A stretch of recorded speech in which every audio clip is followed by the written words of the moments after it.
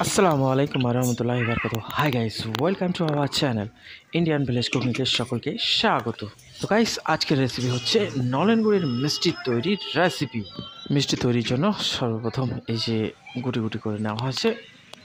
এরপর দিয়ে দেবো আমরা মিষ্টি স্বাদ আরও বেশি আনার জন্য আমরা এক্সট্রা গুড় তার মধ্যে সংমিশ্রণ এক্সট্রা গুড় অ্যাড করব।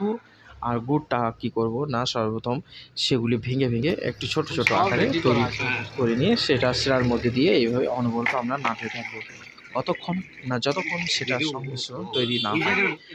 আর এইভাবে অন্তত মিনিমাম আধ ঘন্টা নাড়তে থাকতে হবে এবং প্রচণ্ড হিট এইরকম প্রচণ্ড হিট আঁচ না হলে সেই গুড়টা কিন্তু গলবে না। গাইস, আমাদের সেটা রেডি। এবার আমরা এক এক করে যে মিষ্টি তৈরি গুটিগুলি করা হয়েছিল সেগুলি আস্তে আস্তে রাউন্ড করে আমরা দুটো দুটো করে এই শিরার মধ্যে, ফুটন্ত শিরার মধ্যে দিয়ে দেবো।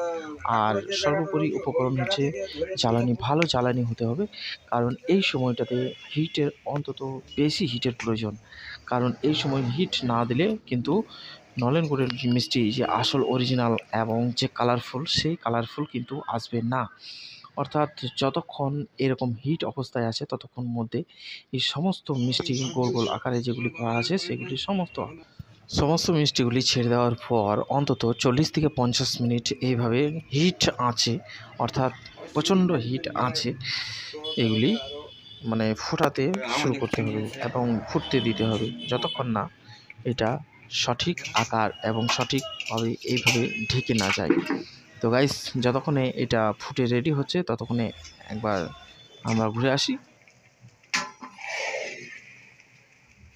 তো গাইস, মিষ্টিটা হয়েছে কিনা এইভাবে ডাবু দিয়ে আমরা নাড়তে থাকবো এবং নাড়ার পর এই মাঝে মধ্যে একটা দুটো করে তুলে চেক করতে থাকতে হবে যে এটা কেমন সিদ্ধ হয়েছে ভেতর পর্যন্ত। এবং এটাকে একটা সঠিক প্রসেস আছে, এটা পানি দিয়েও চেক করা যায় যে সেটা পানি দিয়ে যেমন ডিমকে সে চেক করা যায়, যে চেক করার পদ্ধতি, সেই রকমভাবে এই পানি দিয়ে মিষ্টিগুলিকে চেক করার একটা সঠিক নির্দিষ্ট নিয়ম রয়েছে। ওই নিয়মের মধ্যে দেখে সেটা দেখা হয় যে সেটা মানে অর্ধ ডুবন্ত অবস্থায় রয়েছে কিনা।